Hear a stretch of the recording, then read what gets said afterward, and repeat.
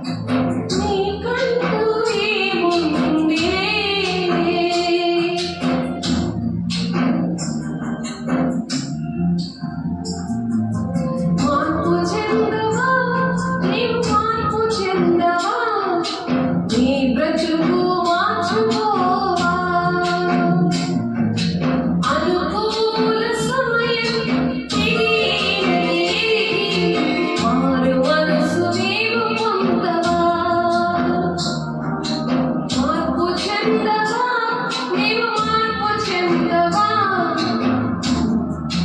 నీ మనసు మార్చుకోవా, నీ మనసు మార్చుకోవా. దేవునికి మహిమ కలుగును గాక. ఆమేన్. ఈరోజు మనము వసంత బుధవారము చేసుకోవాలా వద్దా అంటే ఏంటి అనేసి, వసంత బుధవారం అనేది చేసుకోమని బైబిల్లో ఎక్కడా లేదు. కానీ వ్యర్థమైన ఆరాధన మనుషులు కల్పించిన పద్ధతులు అని మార్పు 7:7 ఉంది కదా, అలాగా మొదలు పెట్టారు దాన్ని క్యాథలిక్స్. మట్లాదవరం రోజు మట్టలు పట్టుకొని యూదులకు రాజా జై జై అనేసి బట్టలు కూడా తీసి పరిచారు. అలాగే దేవుడు ప్రేమించారు. అవే నోర్లు పరిశుద్ధాత్మ దేవుడు వాళ్ళు లేనందుకు వాళ్ళు చేసిన పని అయితే వారి నోరుతో వారి పెదవులు కనపరుస్తున్నాయి, కానీ వారి హృదయం దూరంగా ఉందని దేవుడు మనుషులు కల్పించిన పద్ధతులు దైవోపదేశాలని మీరు దాన్ని వ్యర్థంగా ఆరాధిస్తున్నారని దుఃఖపడి చెప్పిన విషయాలు అవి. అపోస్తులకు చేయలేదు, బైబిల్లో చేసినట్టు కూడా లేదు. ఆ మట్టలు పట్టుకొని తిరిగినవి అది బూడిద చేసి ఆ బూడిదని అన్యాచారాలాగా ఇక్కడ క్రాస్ లాగా వేసుకొని, మరి క్యాథలిక్స్ అది మరియమ్మ మాల అని అలాగా వాళ్ళు ఇష్టం వచ్చిగా పెద్దమైన ఆరాధన ఫస్ట్ స్టార్ట్ చేశారు. స్టార్ట్ చేసినప్పుడు అది పరిశుద్ధం పొందుకోలేని వాడికి పెద్దమైన ఆరాధన చేస్తారు, అది కంపల్సరీ. ఎందుకంటే నేను కూడా పుట్టిన దగ్గర నుండి పెద్దమైన ఆరాధన చేశాను బాప్టిస్ట్ సంఘంలో, ఎయిర్పోర్ట్ బాప్టిస్ట్ సంఘంలో. దానివల్ల నేను చాలా వ్యర్థమైన ఆరాధన చేసినప్పుడు మనకు మేలేం జరగలేదు, కాకపోతే శాపము వెంటాడింది. అంటే దేవుని మాట వినకపోతే అది మంచిది కాదు కదా. పిల్లలు తల్లిదండ్రులు బాధపడతారు, పిల్లల మాట వింటారు, నువ్వు బాగుపడవురా అని చాలా నెత్తి నోరు బాగుంటారు. మరి దేవుడు ఆయనైతే ప్రాణం పెట్టారు, మరి తల్లిదండ్రులు ఏం ప్రాణం పెట్టలేదు కదా. ఆయన రక్తం అంతా దారి పోసాడు మానవాళి కోసం. పిల్లలైతే కష్టపడి కంటారు, కానీ వాళ్ళు కరెక్ట్గా పెంచాలి. అలాగా భౌతికంగా పెంచారు పరిశుద్ధంగా, కానీ ఆత్మీయంగా పరిశుద్ధత అనేది దేవుడు ఏది చెప్తారో అది ఆ మాట వినాలి.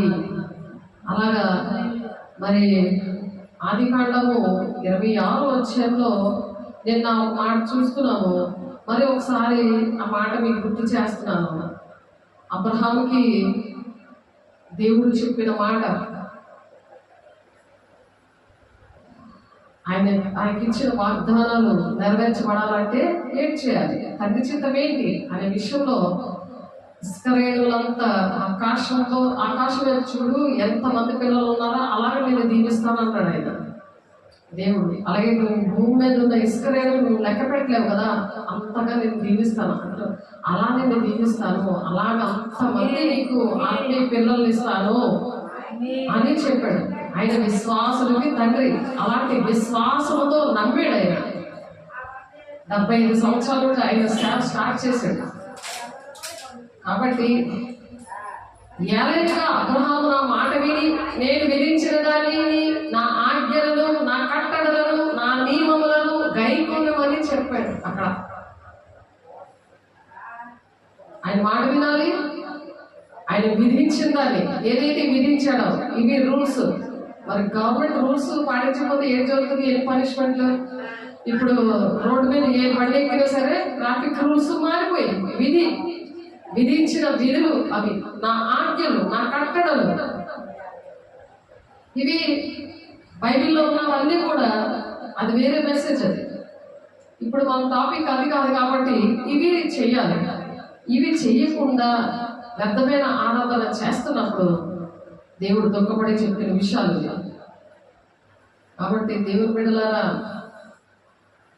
అది పట్టుకొని చాలా మంది ఆత్మీయంగా ఎదుగుదామని స్టార్ట్ చేశారు. కొంతమంది అలాగలా కొనసాగింది. అయితే సీజన్ బట్టి వసంతకాలంలో లెంట్ అని అంటే మరి ఉపవాసం అన్నమాట, దేవునికి దగ్గర అవడం. అలా స్టార్ట్ అయింది లెంట్. బైబిల్లో మరి ఎక్కడా లేదు, కానీ అపోస్తుల బోధ దేవుడు నాకు నేర్పించారు. నాకు భక్తి అర్థం కావట్లేదని ఈ విషయంలో నేను ప్రార్థన చేసినప్పుడు, నేను 40 రోజులు ఫాస్టింగ్ ఉండేదని, సంవత్సరం అంతా శుక్రవారం ఫాస్టింగ్ ఉండేదని, కానీ ఏ ప్రయోజనం నాకు కనిపించలేదు. ప్రయోజనం శారీరకంగా ప్రయోజనాలు కాదు, మనకు కావాల్సింది ఆత్మ సంబంధంగా. శారీరకంగా ప్రయోజనాలు ఏమి కనిపించలేదు, మరి ఆత్మీయంగా కూడా నాకు కనిపించలేదు. అందుకని నేను నా జీవితం 2 చేతులు పైకెత్తి, దేవా నాకు భక్తి నేర్పించు, ఎవరు కూడా ఇలా మోసపోవడానికి వీల్లేదు, నేను బాధ్యత వహిస్తాను అన్నాను. కానీ నేను పాస్టర్ అయిపోతానని నాకు తెలియదు. తండ్రి చిత్తము నేనే కాదు, మీరు కూడా తండ్రి చిత్తాన్ని నెరవేర్చాలంటే జీవిత అంకితం ఇవ్వాలి. అంటే ఆయన మాట వినాలి, ఆయన నిధులు, ఆయన నిబంధనలు గైకొనాలి, ఆ ఆజ్ఞలు కట్టడలు, ఆయన విధులు గైకొట్టలే జీవితం అంకితం చేయడం. మన వస్త్రధారణ ఇవన్నీ కూడా మానవులకు ఉంటాయి. వైట్ డ్రెస్ వేసుకుంటారు, కానీ అస్తమానికి వేసుకుని ఉండలేదు కదా, అది పై రూపమే. కానీ లోపల పరిశుద్ధత కావాలి, లోపల దేవుడు మాట వినడం అనమాట. కాబట్టి ఆ దేవుడు అంత చక్కగా నాకు చెప్పారు అనమాట ఈ మాటలు. ఆత్మీయ అభివృద్ధి కోసము ఉపవాసం కాదు, ఉపవాసం అంటే మంచిదే, కానీ ఆత్మీయంగా అభివృద్ధి చెందాలి. అది ఏంటి ఎక్కడ ఉందంటే ఎఫెసీయుల 4వ అధ్యాయంలో 15వ వచనంలో ఉంది. మీకోసము చదువుతున్నాను, చాలాసార్లు చెప్పాను అన్నమాట. ఎందుకు ఉపవాసం ఉండాలి అని అంటే, యేసయ్య సువార్త చేసినప్పుడు ఆయన కూడా ఉపవాసం ఉన్నాడు. మనము శిష్యులుగా తయారవ్వాలి. యేసయ్యకి శిష్యులు అపోస్తులు అనమాట, వాళ్ళు వాడబడ్డారు. దేవుడు అపోస్తుల విషయంలో ఉపవాసం ఉన్నాడు. ఆయన అలాగా సెలెక్ట్ చేసుకున్నాడు. సెలెక్ట్ చేసుకొని యోహాను 6వ అధ్యాయం 66వ వచనంలో ఉంటుంది అన్నమాట. అనేక మంది ఆయన్ని విడిచిపెట్టి వెళ్ళిపోయారు. అందులో సెలెక్ట్ అయిన వాళ్ళు కొంతమంది. ఆ మాట చూద్దాము తర్వాత. ఎఫెసీయుల 4వ అధ్యాయం 15వ వచనం చూద్దాం. యోహాను 6వ అధ్యాయము 66వ వచనం.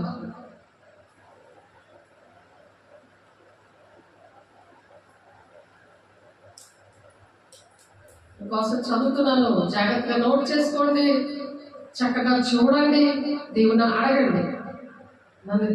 నేను 2 నెలలు నేను పిలుపు దర్శనం దేవుడు జీవితం అంకితం చేసుకొని ఆ విధంగా నా భర్త మారాలని నేను ప్రార్థనలో ఉన్నాను. పాస్టర్ అయిపోదామని అయితే నాకు తెలియదు, నేను అవుతానని. ఆయన చేశాడు. ఆ క్వాలిటీస్ అన్ని, ఆ వరాలన్నీ ఆయన ఇచ్చాడు. ఆ ఏరియాలో నన్ను వాడుకున్నాడు. ఏ విషయంలో అయితే నా భర్త అలాగే చెడిపోయి పడిపోయి ఉన్నాడో ఆ విషయాల్లోనే, ఆ ఏరియాలో మరి మీకు చాలాసార్లు చెప్పాను, 6 ఏరియాల్లో వాడుకొని, అప్పుడు 5 ఏరియాలో వాడుకొని 6 అప్పుడు నాకు సంఖ్య ఇచ్చారు. ఎక్కడైతే నేను స్టార్ట్ చేశానో అక్కడే. కాబట్టి ఇక్కడ అప్పటి నుండి ఆయన శిష్యుల్లో అనేకులు వెలికి తీసి మరి ఎన్నడూ ఆయన వెంబడలేదు. అప్పటి నుండి ఆయన శిష్యుల్లో అనేకులు వెనుక తీసి మరి ఎన్నడూ యేసయ్యని వెంబడించలేదన్న. ఎందుకంటే అనేక మందికి దేవుడు సువార్త ప్రకటించాడు, కానీ వాళ్ళు వెంబడించలేదు, వాళ్ళు వెనుక తీశారు. మరి ఎన్నడూ ఆయన వెంబడించలేదని ఉంది యోహాను 6వ అధ్యాయం 66వ వచనంలో. మనం అనేక మందికి చెప్తాం, అనేకమైన బోధలు వింటాం, అనేకమైన మీటింగ్స్ వెళ్తాం, అనేకమైన సువార్త చెప్తాం, కానీ శిష్యులు ఎంచుకోవడం, అపోస్తులు ఎంచుకోవడం కోసం యేసయ్య 40 రోజులు ఉపవాసం ఉన్నాడు సువార్త స్టార్ట్ చేయడానికి ముందు. మనం కూడా సువార్త అంటే శిష్యులు తయారు చేయడం, మనం శిష్యులుగా మారి అనేక మందిని శిష్యులుగా తయారు చేయాలి. అది తండ్రి ప్రణాళిక. కాబట్టి యేసు మీరు కూడా వెళ్ళిపోవాలని ఉన్నారా అని అడుగుతున్నాడు శిష్యుల్ని. వాళ్ళు వెళ్ళిపోతున్నారు, మీరు కూడా వెళ్ళిపోదాం అనుకుంటున్నారా అని అక్కడ క్వశ్చన్ మార్క్ ఉంది.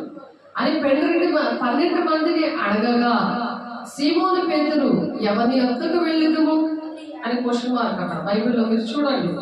నీవే నిత్య జీవపు మాటలు గలవాడు, నీవే ఒక్కడే భూలోకం అంతటా నిత్య జీవము అంటే నిత్యము జీవించే పరలోక రాజ్యం వెళ్ళడానికి నీ ఒక్కడవే అని ఎంత కన్ఫామ్ గా చెప్తున్నాడో పేతురు. ఒకప్పుడు అబద్ధం ఆడాడు, పరిశుద్ధాత్మ లేనప్పుడు మరి నన్ను ఎవరు అనుకుంటున్నారు అని శిష్యులు అడుగుతుంటే యేసయ్య నువ్వు దేవుని కుమారుడు అని కరెక్ట్ ఆన్సర్ చెప్పి ఒక 2 నిమిషాలకి తండ్రి చిత్తాన్ని నెరవేర్చాలి బాబు, ఇలాగా యూదులను ఇలా కొట్టి చంపేస్తారని అంటే అది జరగకూడదు, అలా జరగకూడదు అని చెప్పి యేసయ్య చెయ్యి పట్టుకొని గద్దిస్తారు. అది పరిశుద్ధాత్మ పొందుకోలేని వాళ్ళు అవిశ్వాసంలోని ఉండి మరి వ్యర్థమైన ఆరాధన చేస్తున్న వాళ్ళు పేతురు అంత చక్కగా అలాగా వద్దు, అలా చనిపోవడానికి వీల్లేదు, అలా నువ్వు అలా శ్రమపడడం వీల్లేదు, యూదులు వచ్చి నేను కొట్టడం హింసించడం అది వీల్లేదు అని అంటారు. అటువంటి ప్రేమని చూపిస్తారు. కానీ శాశ్వతమైన ప్రేమ కావాలంటే సాతాను నా వెనక్కి వెళ్ళిపోవాలి గద్దిస్తాడు వెంటనే పేతురు. ఎందుకు? పరిశుద్ధాత్మ దేవుడు లేదు అప్పటి వరకు వ్యర్థమైన ఆరాధన, యేసే అద్భుతకారం చేస్తుంటే మహత్కారం చేస్తుంటే అలా చూశారు కానీ వాళ్ళు చేయలేదు. తండ్రి చిత్తం ఏమైంది? చెయ్యాలి, నేను ఎలా చేస్తున్నానో అలా మీరు చెయ్యాలి అని అంటున్నారు. 69వ వచనంలో నీవే దేవుని పరిశుద్ధుడు అని మేము విశ్వసించి ఎరిగి ఉన్నామని ఆయనతో చెప్పారు. ముందేమన్నాడు? సీమోను పేతురు ప్రభా ఎవరి వద్దకు వెళ్ళుదుము, నీవే నిత్య జీవ మాటలు గలవాడము అన్నాడు. అలాగే సేవకులు కూడా అలాగా సెలెక్ట్ చేసుకోవాలి. వ్యర్థమైన ఆరాధన చేస్తే దేవుని రాజ్యానికి వెళ్ళరు. పరిశుద్ధాత్మ పిలుపు, దర్శనము, వాక్యం ఎలా ఉందో పౌలు గారు చెప్తాడు, చూసుకోండి అలా ఉన్నావో లేదో అని చెప్తాడు. అలా ఉన్నావో లేదో చూసుకోండి, రాసుకోండి, అలా దేవుణ్ణి అడగండి, మీరు అలాగా దేవునికి ఇష్టంగా బ్రతకండి, తండ్రి చిత్తాన్ని నెరవేర్చండి అని చెప్తున్నారు. అలా నాకు చెప్పారు, నేను అలా శిష్యురాలుగా నేను తయారయ్యాను, నా దగ్గర కూడా శిష్యులుగా తయారయ్యాను. దేవునికి మహిమ కలుగుగాక. అది దేవుని మహిమ. దేవుని మహిమ తెచ్చే వాళ్ళకి మనం ఉండాలి, మన పేరు బయటికి రాకూడదు. అందుకే పౌలు అంటాడు మన అమ్మూరు లక్ష్య పెట్టరు అనేసి. 1 కొరింథీ 2వ అధ్యాయం 9, 10, 11 వచనాల్లో ఉంటుంది ఆ మాట. అలా ఊరు ఆ అపోస్తులు ఎవరు కూడా లక్ష్య పెట్టలేదు. వాళ్ళకి ఎన్నో వేలలో దుఃఖం ఉన్నా సరే క్రీస్తును పడమని నిలబడతారండి. అలాగే పేతురు మేము ఎక్కడికి వెళ్తామయ్యా అంటున్నాను. నీవే దేవుని పరిశుద్ధుడమని మేము విశ్వసించి ఎరిగి ఉన్నామని ఆయనతో చెప్పాను. అందుకు యేసు నేను మిమ్మల్ని 12 ఏర్పరచుకోలేదా? అలా ఏర్పాటు చేసుకున్నాడు. 45 రోజులు ఉపవాసం అండి, అలాగా సేవ చేయాలి. అలాగా యేసు చేశాడు కదా, ఆయన పోలి నడవమన్నాడు కదా, నన్ను పోలి నడవండి మీరు నాకన్నా గొప్ప కార్యాలు చేస్తాడు అన్నాడు కదా. యోహాను 14:12 వచనంలో వాటికన్నా గొప్ప చేస్తారంటే యేసే చేశారు. చనిపోయిన వారిని లేపారు, గుడ్డి వారిని కుంటి వారిని, మరి చాంద్ర రోగం ఉన్న వాడిని చాంద్ర రోగం అంటే ఫిట్స్ వచ్చిన వాళ్ళని లేపారు. దేవుడు అలాగా ఆ వాగ్దానాలు నాకు కూడా ఇచ్చారు. ఇక్కడ ఫిట్స్ ఉన్న అమ్మాయి, ఫిట్స్ ఉన్న వాళ్ళు, మాటలు లేని వాళ్ళు, చెబుతోళ్ళు, మరి చెస్ట్ కాల్స్ ఉన్న వాళ్ళు దేవుడు వాళ్ళు టచ్ చేయకుండానే వాళ్ళకి దేవుడు ఇచ్చారు. అలాగే ఎన్నో అద్భుత కార్యాలు చేసి ఈ అపోస్తల బోధలో పెంచుతున్నందుకు, అలా నడుస్తున్నందుకు వాక్యం వల్లనే వాళ్ళకి వేసే రక్తం ద్వారా దేవుడు చేశారు. అది మనకు 16:20 ఉంటుంది కదా, ఆయన సహకార్యుడు వాక్యాన్ని ప్రకటిస్తుంటే ఆయన సహకార్యుడు మహత్కార్యాలు దేవుడు చేశాడని. అలా వాక్యమే దేవుడి ద్వారా జరగాలి కానీ అది తండ్రి చిత్తం. లేకపోతే అక్రమం చేయాలని పొండి మీరు ఎవరో నాకు తెలియదు అంటాడు. పరిశుద్ధాత్మ పొందుకున్నాక శిష్యులు అలాంటి అద్భుత కార్యాలు చేశారు. ఎప్పుడైతే పరిశుద్ధాత్మను పొందుకోలేదో అప్పుడు ఆ పరిస్థితి ఎలాగుందంటే చూసేవారిగా ఉన్నారు. అలా చూసే వ్యర్థమైన ఆరాధన చేస్తున్నారు, చూసేవారికి ఉన్నారు కానీ చేసేవారిగా ఉన్నారు. వాక్యం ఏం చెప్తుంది? వాక్యం వినాలి, చదవాలి, అది గ్రహించాలి, అది వంటకు పట్టాలి. అంటే ఒంటికి పట్టాలంటే మొదటి యోహాను పత్రిక 9వ అధ్యాయము 1వ అధ్యాయము 9వ వచనంలో దిద్దుబాటు చేసినప్పుడు పవిత్రత వస్తుంది. పరిశుద్ధత వచ్చి 20వ వచనంలో వాక్యం గుర్తుంటుంది. దిద్దుబాటు ఎప్పుడు వస్తుంది? నేను వచ్చి పాపముల గురించి నీతి గురించి ఒప్పింప చేస్తాను అన్నాడు. ఎప్పుడు ఆ దిద్దుబాటు వస్తుంది? మోకాళ్ళు వేసినప్పుడు దేవుడు వస్తాడు. మోకాళ్ళు దిగిపోతే మళ్ళీ దెయ్యం దూరిపోతుంది. అప్పుడు మాటలు మారిపోతాయి. పేతురు ఎలాగైతే తండ్రి చిత్తాన్ని నెరవేర్చకుండా ఆపితే వేసే సాతాను నా వెనక్కి వెళ్ళిపో అన్నాడో అలాగే నిన్న జరిగింది. నిన్న ప్రార్థన చేస్తే ఇక్కడ మోకరించి ప్రార్థన చేస్తుంటే నిన్నే జరిగింది. నేను మోకరించి ప్రార్థన చేస్తుంటే ఒక ఆమె చక్కగా ఆమె చేసిన పనులన్నీ కూడా దిద్దుబాటుగా కన్నీటితో ఒప్పుకుంది. తర్వాత ఆమె కోసం నేను ప్రార్థన చేస్తానన్నాను. నా కోసం పాస్టర్ గారు ప్రార్థన చేయండి. సరేనమ్మా, మోకరించి ప్రార్థన చెయ్యు, నేను ఎక్కిపిస్తాను, దేవుని దగ్గర సరి చేసుకో, అప్పుడు నీకు దేవుడికి ఉన్న గోడ ఆత్మ కూడా అడ్డంగా ఉంటుంది. యెషయా 59:1-2 ప్రకారం అలాగా ఆ గోడ తగ్గిపోయిన తర్వాత అప్పుడు దేవుడు నేను పాపం గురించి నీతి గురించి ఒప్పింప చేస్తాడు. ఆయన ఒప్పింప చేస్తాడు. నీ బుద్ధి లేకపోయినా నీతో ఒప్పింప చేసేస్తాడు ఆయనే, యోహాను 16:8 ప్రకారం. కాబట్టి నువ్వు అలా చేస్తే నేను ప్రార్థన చేస్తాను, నువ్వు చేసిన దానికి నేను ఏకేమిస్తాను. అవును ప్రభా, నీ బిడ్డ కన్నీరు కాలుస్తుందా, నీ బిడ్డ ఒప్పుకుంటుంది, క్షమించండి అయ్యా, నేను సహకరిస్తాను, నేను ఏకేమిస్తాను. అప్పుడు నీకు విడుదల వస్తుంది. అంతేగా నేను చేసేస్తే అక్రమం చేయడం ఉండి అంటాడు. నా నామాన్ని యూజ్ చేసుకుంటాను, ఆయన నామంలో జరుగుతాయి, అద్భుత కార్యాలు జరుగుతాయి.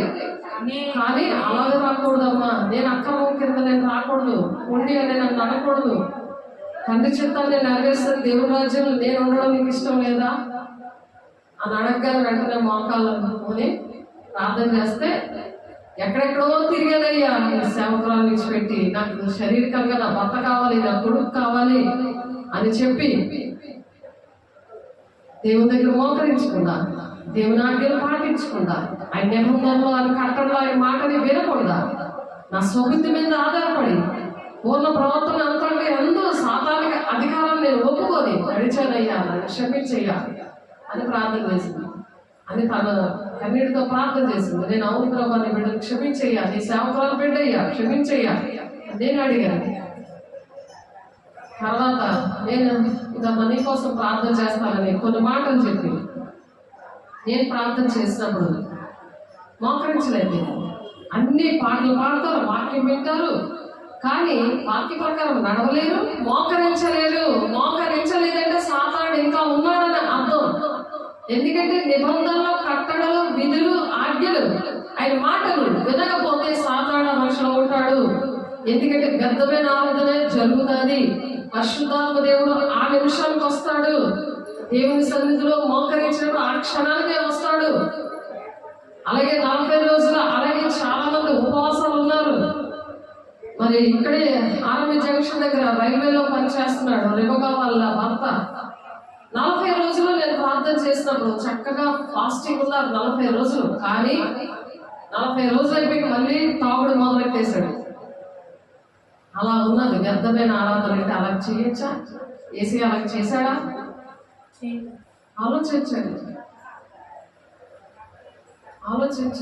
వ్యర్థమైన ఆరాధన. కొంతమంది పువ్వులు పెట్టుకోకూడదు, కొంతమంది మాంసం తినకూడదు, కొంతమంది ఇది శ్రమ దినాలు, ఈ శ్రమలతో ఇలా మొగాలు ఇలా పెట్టుకొని వేసే చచ్చిపోయాడు. అంత శ్రమ పెట్టాడా మనల్ని? ఆయన బాధ పెట్టాడా? మనకి ఆయనలో క్రీస్తు కలిగిన సంపూర్ణత గలవాల మొద వరకు అన్ని విషయాల్లో మీరు ఎదగండి అని చెప్పాడు. ఎదుగుదల లేని వాళ్ళు ఏడుస్తున్నారు. ఇవి శ్రమ దినాలని MSC 4:15 చూడండి. మీరు ఎదిగరా లేదా అని, ఆత్మ సంబంధంగా మీరు ఎదిగరా లేదని ఒక పౌరుషంతో చేసేది ఉపవాసం. అది కూడా యెషయా 58:6 ఆయనకి ఇష్టమైన ఉపవాసం. వేదనకు సువర్తమానం ప్రకటించడం అది నాకు ఇష్టమైన ఉపవాసం అంటాడు. చెరలో ఉన్న వాళ్ళని, బంధకాల్లో ఉన్న వాళ్ళని విడిపించడం నాకు ఇష్టమైన ఉపవాసం ఉంటున్నాడు ఆయన. అప్పుడు దేశంలో ఉన్నతంగా నేను దీవిస్తానని యెషయా 58:14 ఉంది. మనుషులు ఫోటోలు తీసేసుకొని పెద్ద పెద్ద మీటింగ్లు పెట్టేసుకొని ఏదో అది మొత్తం కులం పేదలాగా అందరూ కూడా నన్ను మంచి అనుకోవాలని అలా శాల్వాలు కప్పించుకొని అలాగే దండ వేయించుకొని, అది దేవుడికి ఇష్టం లేదు. యేసయ్య ఎప్పుడు అలా చేయలేదు, చేయమని చెప్పలేదు. దేశంలో ఉన్నతంగా ఆయనే దీవిస్తాడు. ఆయన చూస్తున్నాడని ఆయన చేస్తానంటాడు కదా. అలాగే మొత్తం 28:1 కూడా ఉన్నతంగా దీవిస్తానంటాడు. దేశంలో ఉన్నతంగా దీవిస్తానంటాడు. అది ఈ లోకంలో యుగాలు కూడా ఉంటుంది.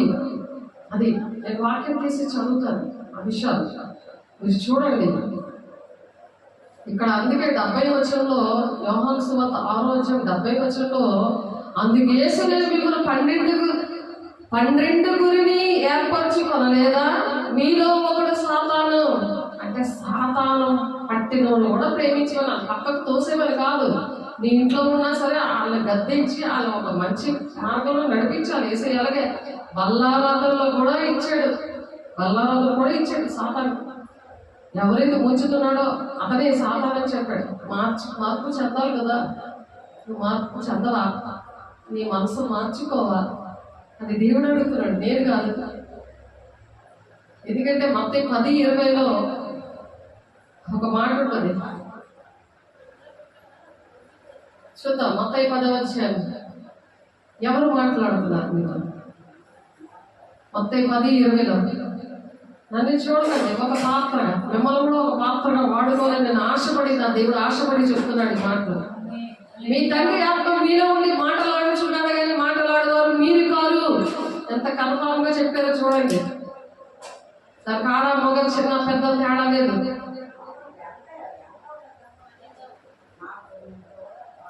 అలాగే ఎఫ్ఎస్సీలు 4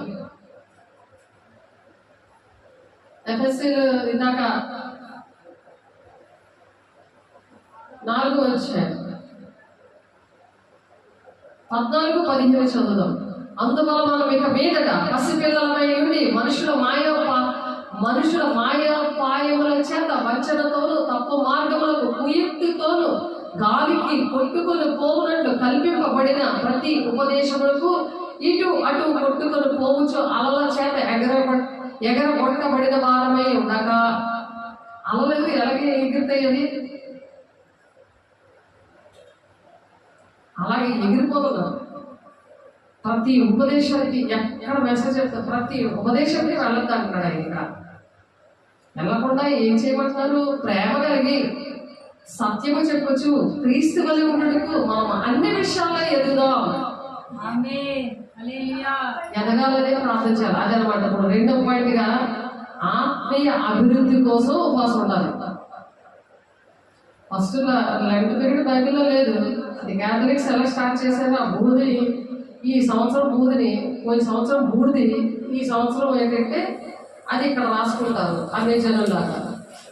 ఇప్పుడు మాలలు అందరూ ఎలా వేస్తున్నారు? అన్ని జనులు అనేకమైన రకరకాల మాలలు ఉన్నాయి. అవి వేసి అది చిందులేసి మళ్ళీ అదే తాగుడు, అదే మరి వ్యభిచారం, అదే లోక స్నేహం చేసి నశించిపోతున్నారు. మరి వాళ్ళకి దేవుని పిల్లలకి తేడా ఏంటంటే సాతానుడికి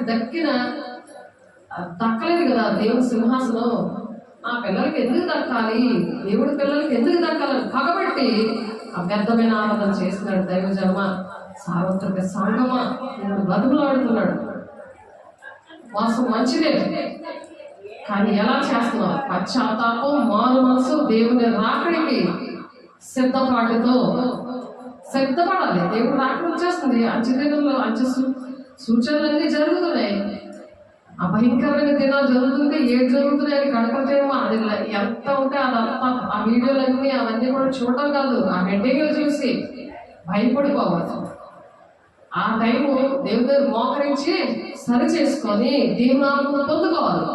మంచి పాట పాడుకుంటూ, లేకపోతే నీ పాట రాకపోతే పాట పెట్టుకుంటూ ఆ పాట అనుకాలను పాడుతూ దేవుని దగ్గర పశ్చాత్తాపంతో కన్నీటితో దేవుని పాదాలు కడిగినప్పుడు పాపాత్మురాలైన స్త్రీ విస్తారమైన పాపంలో చేసి విస్తారంగా ఆయన ప్రేమించింది కాబట్టి జుత్తుతో, ఘనమైన జుత్తుతో పాదాలు కడిగింది. శిష్యులతో చెప్తున్నాడు దేవుడు, ఆమె విస్తారంగా ప్రేమించింది కాబట్టి ఆమె విస్తార పాపాలను క్షమించబడ్డాయి. 2 నిమిషాలు మోకాలు వేయరు, మోకాళ్ళు వేస్తేనే పశ్చాత్తాపం వస్తుంది. ఎందుకు వస్తుంది? నేను వచ్చి పాపముల గురించి నీతిని గురించి ఒప్పింప చేస్తానంటున్నాడు యోహాను 16:8. మోకాళ్ళు వేస్తే వస్తాడు, మోకాళ్ళు లేకపోతే రాడు. మోకాళ్ళు వేయకపోతే సాతాను ఒంటిలో ఉన్నాడు అనమాట. వ్యర్థమైన ఆరాధన చేసినందుకు, దేవుడు ఒకటి చెప్తే ఒకటి చేసినందుకు, అలా చేసిన బోధనని వినడానికి పరిగెడుతున్నందుకు పసిపిల్లల్లా ఉన్నారు. పసిపిల్లలు ఎక్కడ పడితే అక్కడ పరిగెట్టేస్తారు. అమ్మ ఎక్కడ ఉందో తెలియదు, నాన్న ఎక్కడ ఉన్నాడో తెలియదు, ఊరంతా బొంగరంలో తిరుగుతారు. అలా చెప్తున్నారు ఇక్కడ. మనం ఇక మీదట పసిపిల్లలమై ఉండి మనుషుల మాయోపాయముల చేత వంచనతోనూ తప్పు మార్గములా కుయుక్తితోనూ బిజినెస్ అయిపోయింది. దేవుడు చూపించి ధనం సంపాదించుకోవడం, పేరు సంపాదించుకోవడం, దేవునికి ఘనత రావాలి, మనుషులకు కాదు. దేవుడు బిడలారా, గాలికి కొట్టుకుపోతున్నారు, గాలికి చెదరగొట్టు పొట్టువనే ఉండదు అన్నాడు. దుష్టుడు అలాగ ఉండగా గాలికి చెదరగొట్టు పొట్టువలే ఉన్నారన్నది కీర్తనకారుడు రాస్తున్నాడు 1వ అధ్యాయంలో, కీర్తన 1వ అధ్యాయంలో. కాబట్టి ఆయన శిరస్సు అయినాడు. ఆయన నుండి శరీరం చక్కగా అమర్చబడి తనలో ఉన్న ప్రతి అవయవము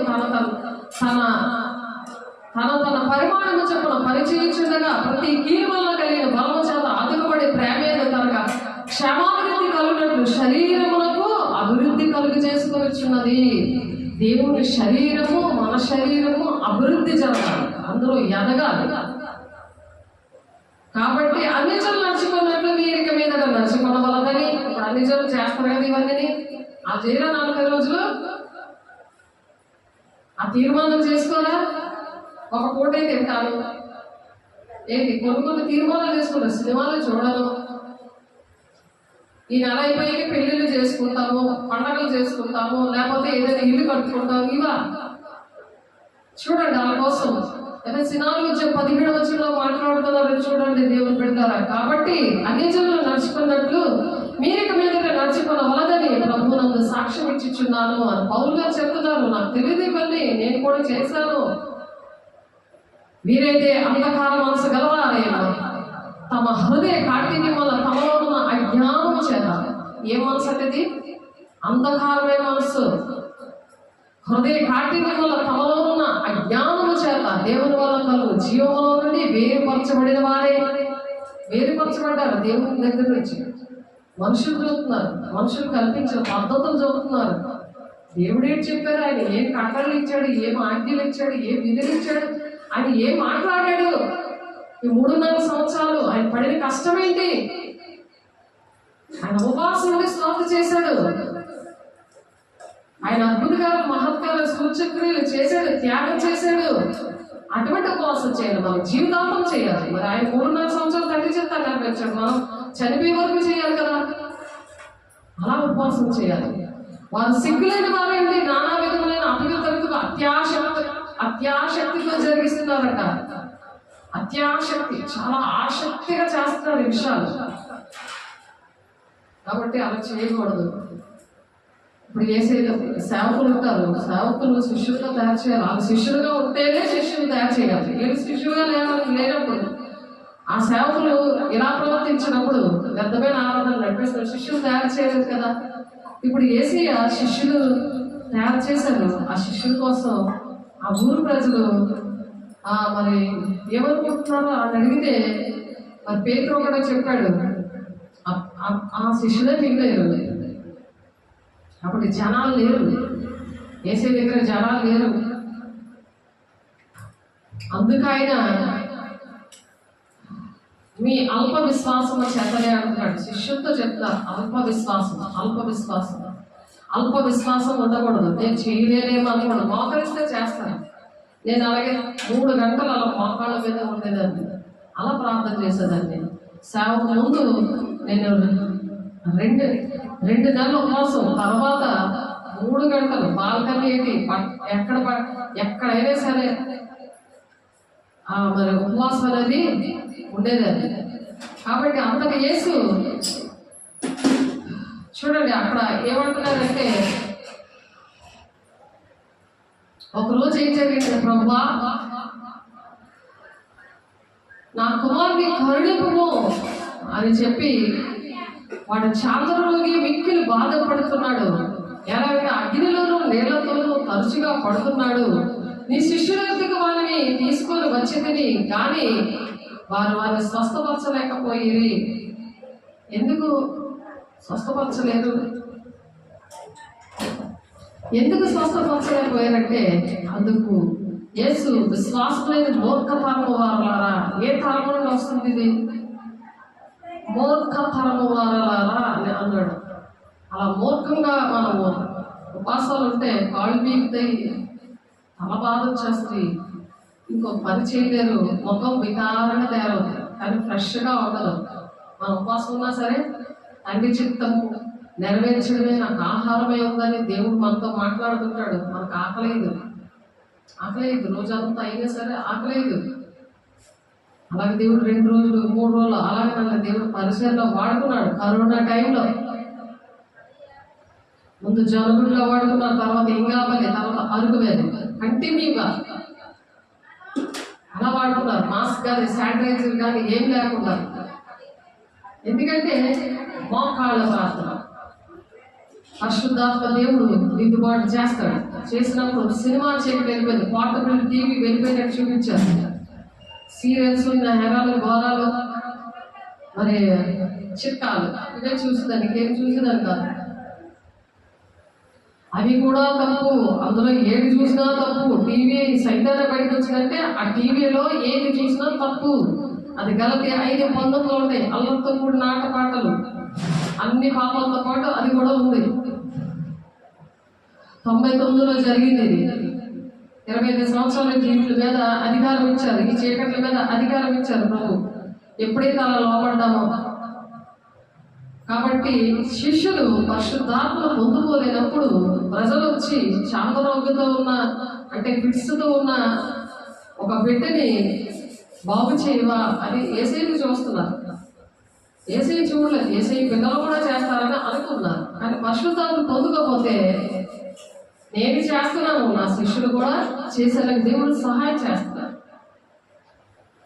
మరి సేవకులు వ్యర్థమైన ఆరాధనలో మరి నడిపిస్తే ఎవరైనా సరే, విశ్వాసం కావచ్చు, సేవకులు కావచ్చు, శిష్యులు కావచ్చు, ఎవరైనా మరి వ్యర్థమైన ఆరాధన అంటే ఉపవాసము, ఆరాధన, దిద్దుబాటు లేకపోవడం ఇలాంటివి జరిగితే మరి ఏసే వాళ్ళతో మాట్లాడుతున్నారు మళ్ళా. అందుకు యేసు విశ్వాసం లేని మూర్ఖతరము వారలారా అని పిలుస్తున్నాడు. మీతో నేను ఎంతకాలం ముందును, ఎంతవరకు మిమ్మల్ని సహింతును, వారిని నా ఎత్తుకు తీసుకొని రండి అని చెప్పాడు. ఎంతకాలం ఉంటాడు ఆయన? తగి చిత్తం నెరవేర్చాడు. అందరూ కూడా మేడగదలు దేవునామమును పొందుతున్నారు. మరి చేసే కంటే గొప్ప కార్యాలు చేశారు శిష్యులు. ఈ ప్రపంచ భూలోకం అంతా దేవుని బిడ్డలుగా తయారవడానికి కారణం వాళ్ళే. కాబట్టి ఆయన పోలి నడవమంటున్నారు. క్రీస్తు కలిగిన మనసు మీరు కూడా కలిగి ఉండండి అని చెప్తున్నారు. వెంటనే వారిని నా ఎదురు తీసుకొని రండి అని చెప్పినప్పుడు అతను యేసు ఆ దెయ్యమును గద్దింపగా అది వారిని వదిలిపోయాను. ఆ గడియ నుండి ఆ చిన్నవాడు స్వస్థత పొందాను. తర్వాత శిష్యుడు ఏకాంతంగా యేసు వద్దకు వచ్చి, మేము ఎందుకు చేత దానిని వెళ్ళగొట్టలేకపోతుంది అని అడిగారు. యేసు వెళ్ళగొట్టాడు. ఆ చీకటి, ఆ చాంద్ర రోగం, ఆ ఫిట్స్ ఉన్న చీకటి వెళ్ళిపోయింది. ఇక్కడ కూడా జల్లగుండలో ఒక ఫిట్స్ ఉన్న ఆమెకి దేవుడు పాపకి వెళ్ళగొట్టారు. ఇంకో దగ్గర కూడా అలాగే వెళ్ళగొట్టారు. ఏసే చేశారు అద్భుత కార్యాలు. ఎవరు ఏసేలాగా ఏసేకి ఇష్టంగా బ్రతికినప్పుడు మీరు ఏది అడిగితే అది చేస్తానంటున్నాడు ఆయన. 1 యోహాను 3:21. తర్వాత శిష్యులు ఏకాంతంగా వచ్చారట. యేసునందుకు వచ్చి, మేము ఎందుకు చేత దీన్ని వెళ్ళగొట్టలేకపోతే అని అడుగుతున్నారు. ఆశీర్వాదాలు అలాగా ఆశ ఉండాలి. ఆశ గల ప్రాణాన్ని తృప్తిపరుస్తాడు. ఆశ గల ప్రాణము తృప్తిపరచు దేవా, ఆవేదన తొలగించి ఆదరించు దేవా. తండ్రి చిత్తం అనమాట. ఆదరిస్తాడు, ఎత్తుకొని ముద్దాడుతాడు. ముదుము వచ్చే వరకు ఎత్తుకునేవాడు అని అంటున్నాడు. ఎప్పుడైతే ఆ ఆశ ఉంటుందో, ఆ సాక్ష్యాలు ఎందుకు చెప్తారు? భూతి గంతముల వరకు పరిశుద్ధాత్మదేవుడు వచ్చాడు. భూతి గంతముల వరకు మరి యోదయ సమయ దేశంలో అంతటా సాక్ష్యంగా వస్తుందట. పరిశుద్ధాత్మదేవుడు వచ్చాడు, వారు చెప్తారు. అది ఇప్పుడు ఆన్లైన్లో వెళ్తుంది మాటలు. అలా చేస్తున్నారు. ప్రతి ఒక్కరి ఇంట్లోకి వెళ్ళి దేవుడు నెట్ ఆ విధంగా మనకి ఇచ్చింది. ఆ విధంగా సమర్పించుకున్నప్పుడు దేవుడు అలా వాడుకుంటాడు. నాకు కలిగిందంతా దేవునికి సమర్పణ. నా బిడ్డలు, నా ఆస్తి, నాకున్న వస్తువులు అన్నీ దేవునికి సమర్పణ అని దేవునికి సమర్పించినప్పుడే అది వాడబడదు, లేకపోతే వాడబడదు. అలా మీరు కూడా మీ సాక్ష్యాలు అలాగా చక్కగా వాడబడాలి. సాక్ష్యాలు, మీ సాక్ష్యాలు మంచ కింద పెడితే అవ్వదు.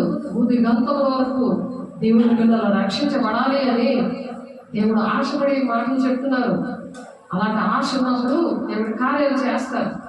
చాలా మందికి వాళ్ళకి చేత కాదు, కానీ ఆ మాటలు చెప్తుంటే నాకు జరగలేదు కదా, ఆ సేవకులు మంచోళ్ళు కాదు, నాకు జరగలేదు కదా, ఎప్పుడు ఇవే ఎందుకు చెప్తున్నారు అని మంట కలుగుతున్నారు. నేను వచ్చిన ఒక అలాగే మంట కలిగింది.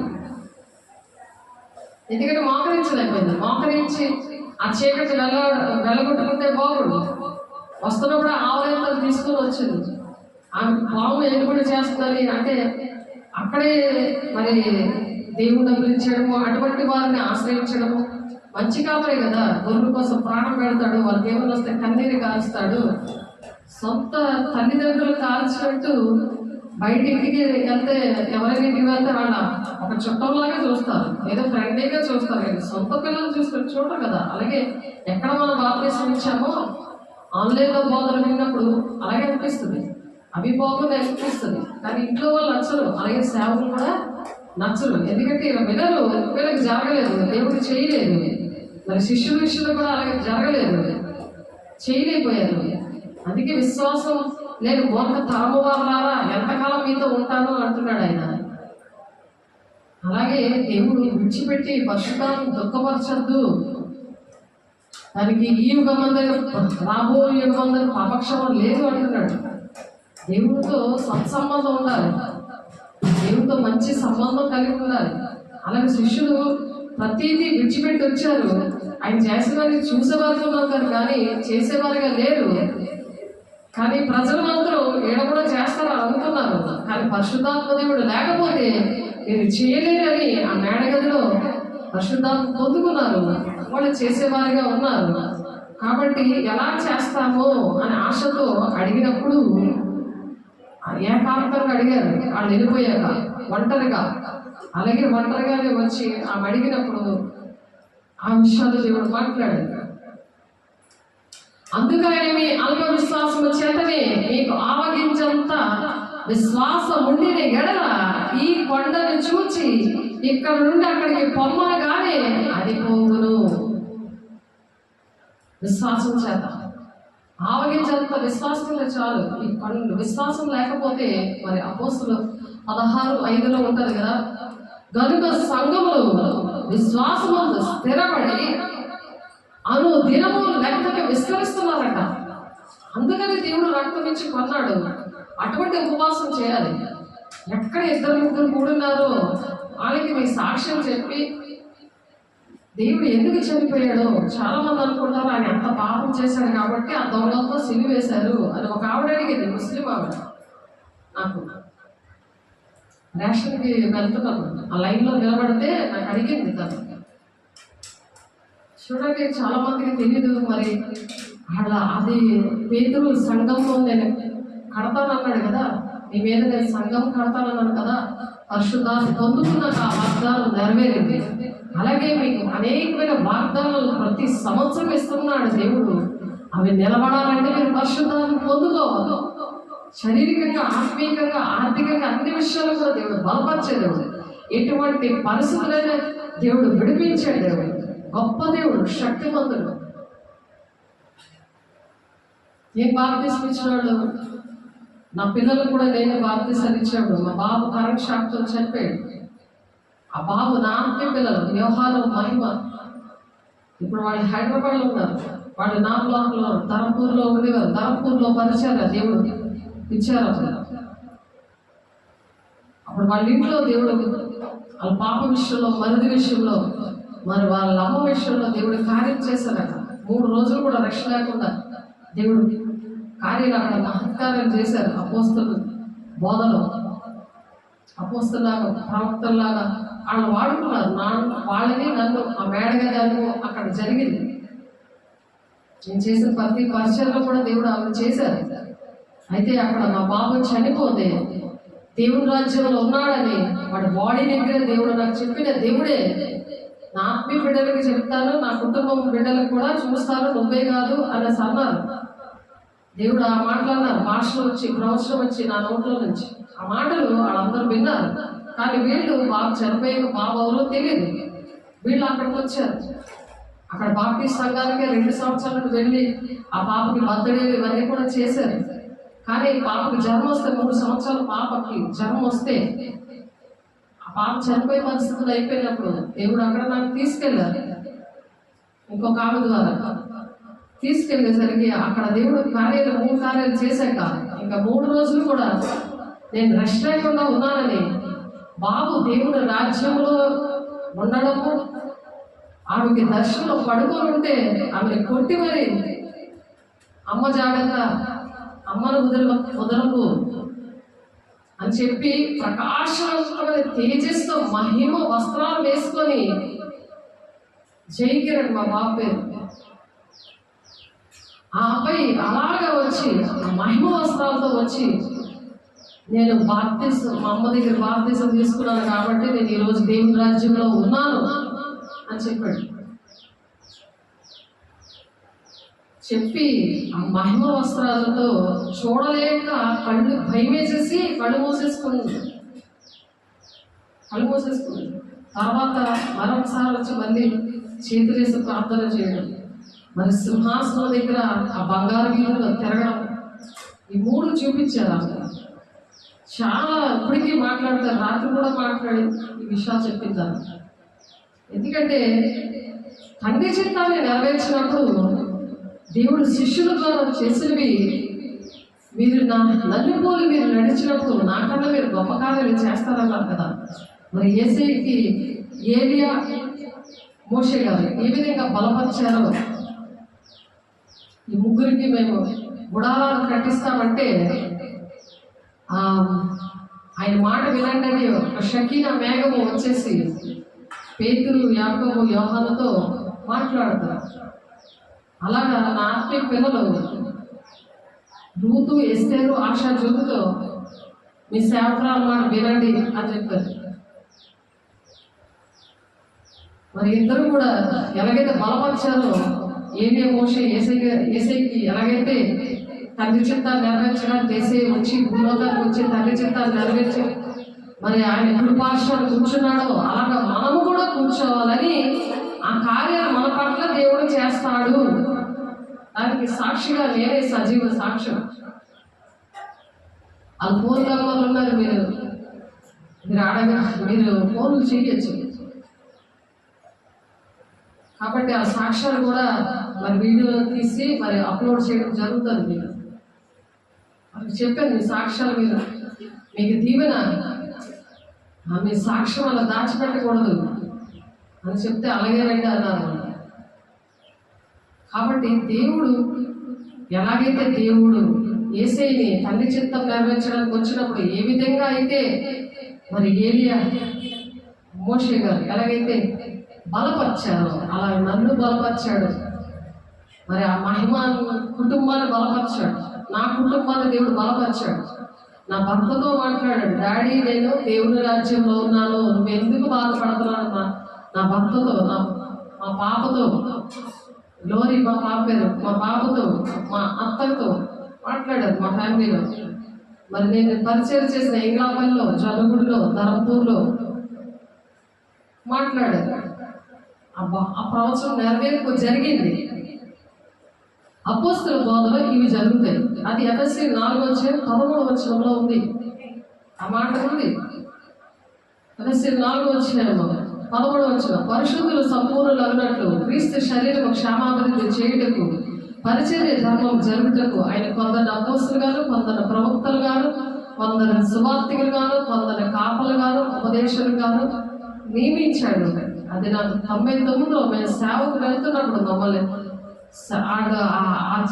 అక్కడ దశభాగం ఇచ్చి ఆశ్రభాగం ఇచ్చి మరి అక్కడ పరిచయం చేస్తే మమ్మల్ని పట్టించుకోలేదు అభిషేకం చేయడానికి. ఆయనకి సువార్త నా సువార్త పని చేయి అని 2004లో ఆయన పాపం నుండి శాపం నుండి విడిపించి మరి అవిశ్వాసాల భర్త భార్య బట్టి పరిశుద్ధపరచబడి లేని పిల్లలు అపవిత్రులు అవుతారని 2 కొరింథీ 7:14 పట్టుకొని నేను ప్రార్థన చేసినప్పుడు దేవుడు ఆయనకి సువార్తికి పిలుపు 2004లో వస్తే వాళ్ళు చేయలేదు సరే మేము కాపర్లకే మేము అభిషేకిస్తాం అని అన్నారు. అప్పుడు దేవుడు ఈ మాట నాతో మాట్లాడారు. ఆ స్పాట్లో నేను ఏడుస్తుంటే ఈ మాట మాట్లాడారు. నాకు అవన్నీ నేను బాధపడి నేను దేవుని దగ్గర 2 నెలలు ప్రార్థన చేసినప్పుడు దేవుడి నాకు ఈ పిలుపు దర్శనం ఇచ్చారు. ఆ బోధలో నన్ను పెంచుతున్నారు. అటువంటి విషయాల్లో మనం ఉపవాసం ఉన్నారు. అలా నేను ఉపవాసం ఉన్నాను. అలా ఉన్నాను 40 రోజులు ఒకసారి, 2 నెలలు ఒకసారి, అలా నేను ఉపవాసం ఉన్నాను. ఎప్పుడు పరిచర్యలో ఉన్నా సరే ఆ రోజు భోంచేయడానికి కూడా అవ్వదు. అలా ఉన్నది. తండ్రి చిత్తం నెరవేర్చే ఆహారమైందని. అందుకే ఇక్కడ తరువాత శిష్యులు ఏకాంతంగా యేసులోకి వచ్చి మేము ఎందుకు చేత దాన్ని వెళ్ళగొట్టలేకపోతే నన్ను అడిగినప్పుడు అందుకైన మీ అల్ప విశ్వాసం చేతనే మీకు ఆవగించేంత విశ్వాసం ఉండి ఆ కొండను చూసి ఇక్కడ నుండి అక్కడికి పొమ్మగానే అది పోవును అని చెప్పాడు ఆయన. ఆవగించేంత విశ్వాసం ఉండాలి. అందుకని లెక్కగా విస్తరిస్తున్నారంట. సంఘములు లెక్కగా విస్తరిస్తున్నారు. అపోస్తలుల 16:5 ప్రకారం అలా విస్తరించాలి. మనమందరం కూడా అలా విస్తరించాలి. అటువంటి విషయాల్లో ఉపవాసం ఉండాలని ప్రభు డైరెక్ట్ గా ముఖాముఖిగా మాట్లాడుతున్నారు. మీకు అసాధ్యమైనది ఏది ఉండదని నిశ్చయంగా మీతో చెప్పుచున్నానని వారితో అనను. మీకు అసాధ్యమైనది ఏది ఉండదు. ఇక్కడ 20 వచనంలో మత్తయి సువార్త 17:20 వచనంలో విశ్వాసం అని చెప్పారు. విశ్వాసం ద్వారా చాంద్రలోకి వెళ్ళగొట్టచ్చు. అదొక్కటే కాదు, ఏదేదో చేయొచ్చని కన్ఫర్మ్ చేశారు. 21వ వచనంలో ప్రభు శిష్యులతో కన్ఫర్మ్ చేశారు. మనం శిష్యులుగా మనం ఉన్నాం అనుకోండి, మన ద్వారా కూడా చేస్తారు, వాటికన్నా గొప్పవి మీరు చేస్తారు అని చెప్తున్నారు. ఇక్కడ యోహాను సువార్త 14 చదువుతున్నాను. చూడండి, నోట్ చేసుకోండి. చూడండి, మీరు చూసి ఆ విధంగా ఉపవాసం ఉండండి. ఆత్మీయ స్థితిని పెంచుకోవడానికి ఉపవాసం ఉండండి. చాలా మంచిది. ఇదే అనుకూల సమయం. యోహాను సువార్త చూడండి. యోహాను సువార్త 14:12 నేను తండ్రి యొద్దకు వెలుచున్నాను కనుక నేను చేయి క్రియలను నా యందు విశ్వాసం ఉంచువాడును చెయ్యను. ఇక్కడ 20 వచనంలో కూడా విశ్వాసం కోసమే చెప్పారు. విశ్వాసంలో ఆగించేంత విశ్వాసం ఉంటే ఈ కొండను పెకలించి సముద్రంలో పడమంటే అది పడిపోతుందట. ఇక్కడ నుండి అక్కడికి పొమ్మలుగానే వెళ్ళిపోతుందట. అలా సాక్ష్యాలు ఉన్నాయి చాలా మందికి. మీరు నా నామంలో దేనిని అడుగుదురో తండ్రి కుమారుని మహిమపరచబట్టుకే దాని చేతులు నా నామం మీద ఏమి అడిగినను నేను చేతులు నేను తండ్రిని వేడుకొందును మీ వద్ద ఎల్లప్పుడూ ఉన్నట్టుగా ఆయన వేరొక ఆదరణకర్తను అంటే సత్య స్వరూప ఆత్మను మీకు అనుగ్రహిస్తాడంట. ఆయన చేస్తాడు ఇవన్నీ. మనం ఏంటి మాట్లాడాలో అలాగే సంఘాన్ని కడతాడట. విశ్వాసం ద్వారా కడతాడంట. పేతురు నీ మీద నేను సంఘాలు కడతానన్నాడు కదా, అలాగా ఎవరైతే సత్య స్వరూప ఆత్మను పొందుకోవడానికి మోకరిస్తారో, కన్నీరు కాలుస్తారో, అలా ఆరాధిస్తారో సుఖద సింహాసన ఆశీనుడే ఆయన మన మధ్యకి వచ్చేస్తాడు. ఆయన లోపలికి నాలోనికి రా దేవా అనగానే హృదయంలోనే సింహాసనం వేసుకొని కూర్చుంటాడు ఆయన. ఆమేన్. ఆ విధంగా లోకము ఆయనను చూడదు, ఆయన ఎరుగుదు కనుక ఆయనను పొందలేరదు. మీరు ఆయనను ఎరుగుదురు, ఆయన మీతో కూడా నివసించడం మీలో ఉండును, మిమ్మల్ని అనాథలుగా విడవను, మీ యొద్దకు వత్తును, కొంతకాలమైన తర్వాత లోకములను మరి ఎన్నడూ చూడదు అంటున్నాడు. పరిశుద్ధాత్మ దేవుడు కొంతకాలం అయిన తర్వాత వెళ్ళిపోతాడు. పెళ్లి కుమార్తె సంఘాన్ని తీసుకెళ్లి పెళ్లి కుమారుడిని వేసే చేతిలో పెట్టి వెంటనే వెళ్ళిపోతాడు. కాబట్టి ఆయన ఉన్నప్పుడే క్షమించమని అడగాలి, నాకు సహాయం చేయమని అడగాలి.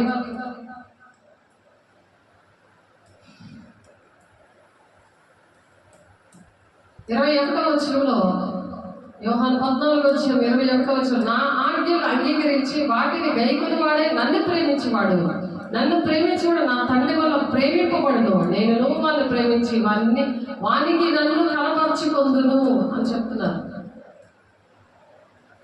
కాబట్టి దేవుడు మనల్ని ఆయన ప్రత్యక్షత కావాలంటే దేవుడు అడగాలి, దేవుడి మాట వినాలి. 14వ వచనం 12వ వచనంలో, నేను తండ్రి దగ్గరికి వెళ్ళుచున్నాను కనుక నేను చేయి క్రియలు నా యందు విశ్వాసం ఉంచువాడును చేయను. విశ్వాసం ఉంటే చేస్తాను, విశ్వాసం లేకపోతే చేయలేరు. పరిశుద్ధాత్మ పొందుకున్నాక ఆత్మీయ ఫలాల్లో ఫలములు ఒక తొన విశ్వాసం, ప్రేమ, సంతోషం, సమాధానం, అందులో విశ్వాసం ఒక తొన. 9 తొనలతో ఉన్న ఫలమే ఆత్మీయ ఫలము. పరిశుద్ధాత్మ పొందుకోగానే ఆత్మీయ ఫలాలు వస్తాయి అలలోకి, తర్వాత కృపా వరాలు వస్తాయి. ఆ ప్రేమ లేకపోతే 1 వచనంలో భాషలతో మాట్లాడాను, ప్రవచించను, గణగణనాడు, తాళంలో ఉంటాడు. ప్రేమ లేకపోతే వెద్దుడు రాస్తున్నాడు కొరింథీ పత్రికలో పౌలు గారు. అందుకే ఆత్మీయ ఫలాలు ఫస్ట్ రావాలి, తర్వాత కృపావరాలు అడగాలి. ఈ కృపావరం వచ్చేస్తే అహంకారం వచ్చేసి బిజినెస్ చేస్తారు. వాళ్ళు అక్కడి నుంచి ఎవరు పొండి లిస్టులోకి వెళ్ళిపోతారు. లేకపోతే మార్కు 16:17 నమ్మువారేళ్ళ సూచక్రియ చేస్తానంటున్నాడు. మార్కు 16:20 నీకు సహకార్యంగా, అద్భుత కార్యంగా, మహత్కారం నేను చేస్తానంటున్నాడు. ఆ విధంగా వస్తారు. అది తండ్రి చిత్త ప్రకారం నెరవేర్చబడ్డాం. ఆయనే చేస్తాడు, మనం చేయగలదు, మనం చెయ్యము. ఆయన సహకార్యమే. ఆయన ఎవరికి చెయ్యాలో ఎవరికి చేయకూడదు ఆయనకి తెలుసు. ఆయన నామంలో జరగాలి, స్వస్థతలు జరగాలి, వాగ్దానాలు నెరవేర్చబడాలి అని శాసించకూడదు. వాళ్ళు దిద్దుబాటు చేయించాలి, ఆర్డరింగ్ చేయకూడదు. ఆయన విధులు, ఆయన విధి ఏంటంటే ఆయన పొందుకు ఆయనే పక్కకు వచ్చి చేస్తాడు. ఆయన మనలో నుండి చేయిస్తాడు. ఆ వాక్యం ప్రకటిస్తున్నప్పుడే జరిగేయాలి, నా జీవితంలో జరిగేది. అందుకని నాకు భక్తి ఆ విధంగా నాకు దేవుడే నేర్పించాడు, అప్పుడు నేర్పించలేదు. మీరు నా నామమును దేనిని అడుగుతారు తండ్రి కుమారులు మహిమపరచబడుటకే దానిని మీరు చేతులు. దేవునికి మహిమ వస్తుంది. అలాగా అటువంటి సాక్ష్యాలు దేవునికి మహిమ వస్తుంది, మనుషులకు కాదు ఇక్కడ మహిమ. అప్పుడు నా నామమును మీరు నేను ఏమడిగినను నేను చేస్తాను అంటున్నాడు. 14వ వచనం యోహాను 14:14 ఏమడిగితే చేస్తాను. పైన వాటినే వెతకమంటున్నాడు. మొదటి నీతిని రాజ్యాన్ని వెతకండి అంటున్నాడు ఆయన. అవి వెతికినప్పుడు మీ కళ్ళ తెలిసేది అడగాల. అది విధులంటే అది. కట్టలను అనుసరించే వారిగా చేస్తానని మాంసం గుండెని తీసివేసి, రాతి గుండెని తీసివేసి మాంసం గుండెని పెట్టి కట్టలను అనుసరించే వారికి చేసేది ఆయన, మనం కాదు. మనం ఎంత గీ పెట్టినా వినరు, ఎవరు వినరు. అని మనం మోకరించాలి, ఉపవాసం ఉండాలి. అప్పుడు ఆదరణకర్త కోసం యేసయ్య అడుగుతాడట, నేను తండ్రిని వేడుకుందును మీ అద్దెల్లప్పుడు ఉండటిగా ఆయన వేరొక ఆదరణకర్తను అనగా సత్యస్వరూపేగా ఆత్మను మీకు అనుగ్రహిస్తాడు. ఈ కట్టళ్ళు, ఆజ్ఞలు, నిబంధనలు ఇవి పాటించడం. కాబట్టి యోహాను 14వ వచనంలో, యోహాను 17వ వచనంలో, 21వ వచనంలో మీకు అసాధ్యమైనది ఏదీ ఉన్నదని నిత్యంగా మీతో చెప్పుచున్నాను అని శిష్యులతో చెప్పిన దేవుడు ఇప్పుడు మీరు నేను శిష్యులుగా ఉన్నప్పుడు మనకు కూడా చెల్లుతుంది. 12వ వచనంలో ఏంటంటున్నారు, వాటికంటే మరి గొప్పగా అతను చేయనని మీతో నిత్యంగా చెప్తున్నాను. విశ్వాసం ఎవరైతే దేవుని తండ్రి వద్దకు వెళ్ళుచున్నాను అంటున్నాడు కదా, కనుక నేను చేయి క్రియలు నా యందు విశ్వాసం ఉంచేవాడు కూడా చేస్తాడు. ఆయన విశ్వాసం కలిగి ఉండాలి. దేవుడు చేస్తాడు, దేవుడు నన్ను వాడుకుంటాడు. దేవుడు ఏదైతే దేవుడు ఆజ్ఞలు ఇచ్చారో, కట్టలు ఇచ్చారో, నిబంధనలు ఇచ్చారో, విధులు ఇచ్చారో, ఆయన ఏది నాతో మాట్లాడారో, ఎక్కడ పిలుపు దర్శనం నాకు ఇచ్చారో, ఏ పిలిపిచ్చారో, సువార్థికుడిగా ఇచ్చారా, ప్రవక్తగా ఇచ్చారా, అపోస్తలుగా ఇచ్చారా, సేవకుడిగా ఇచ్చారా, కాపరిగా ఇచ్చాడా, దాన్ని లోబడినప్పుడు దాన్ని ఫలింప చేస్తాడు. అన్ని విషయాల్లో ఎదగడానికి, ఐక్యవచనంలో ఎదగడానికి దేవుడు సహాయం చేస్తాడు. ఎదగాలి, అదే స్థితిలో ఉండకూడడానికి దేవుడు చెప్పలేదు. అన్ని విషయాల్లో ఎదగమంటున్నారు. 15వ వచనంలో, Efesiయు 4:15లో దానికోసమే ఉపవాసం ఉండాలి, ఆత్మీయ స్థితిని బలపరచుకోవడానికి మాత్రమే ఉపవాసం ఉండాలి. దేవుడు మనకు 3.5 సంవత్సరాలు కూడా నలిగిపోయాడంటే తండ్రి చిత్తాన్ని నెరవేర్చడానికి ఉపవాసం ఉంటూ ప్రార్థన చేస్తూ విశ్వాసంతో, తండ్రి మీద విశ్వాసంతో, దేవా నిశ్చితమైన ఈ గిన్నె నా దగ్గర తొలగించి అది కూడా నీ ఇష్టమే అన్నాడు. అలాగే మనము లోబడాలి, ఇదైతే చూపించాలి.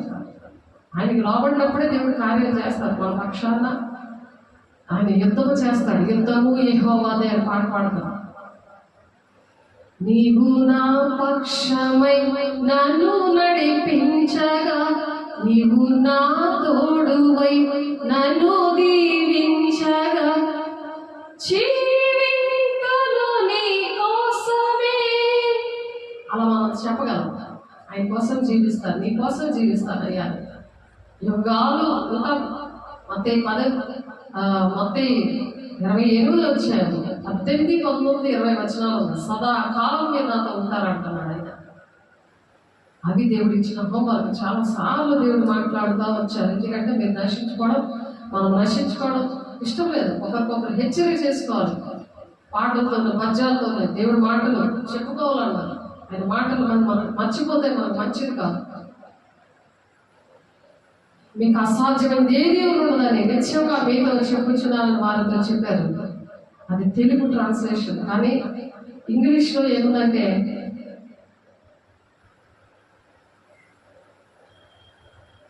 హౌ వైడ్ దిస్ కైండ్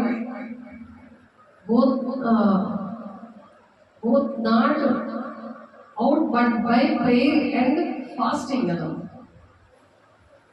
ఇక్కడ ప్రేయర్, ఫాస్టింగ్ రెండు కూడా ఏంటంటే దీనికి అవసరం. పైనేమో 20 వచనం విశ్వాసం, 3 కూడా అవసరం. విశ్వాసము, ప్రార్థన, ఉపవాసం, ఈ 3 అవసరం. అది ఈ 40 రోజుల్లో అలా పాటిస్తే మంచిదే. అది బైబిల్లో లేదు, ఇక్కడ ఉంది బైబిల్లో. ఇలా పాటించగలం. లెంట్ పీరియడ్స్ అని పేరు మీద మరి మేము ఏంటంటే వ్రతము, మేము ఒక నోము నోసామండి, మేము మాలేసామండి, ఆ లెక్కలో మనం చేయకూడదు. ఆ ఆత్మీయ స్థితి జీవితాంతం కంటిన్యూ చేయాలి. అలా ఉండాలి. దానికోసం పాటించి అలాగే ఉపవాసం ఉండొచ్చు. ఆ లెంట్ అని పేరు మీద కాకుండా దేవుడితో నేను బలంగా ఉండాలి, ఎందుకంటే అంచె దినాలు ఉన్నాం. అలాగా దేవుడి ఒక తీర్మానం చేసుకోవాలి.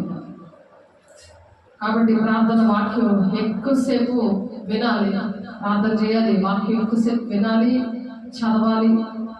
కాబట్టి మత్తయి 25వ అధ్యాయంలో ఉంటుంది కదా, చూద్దాము. అటువంటి కార్యాలు చేయాలి. మత్తయి 25వ అధ్యాయంలో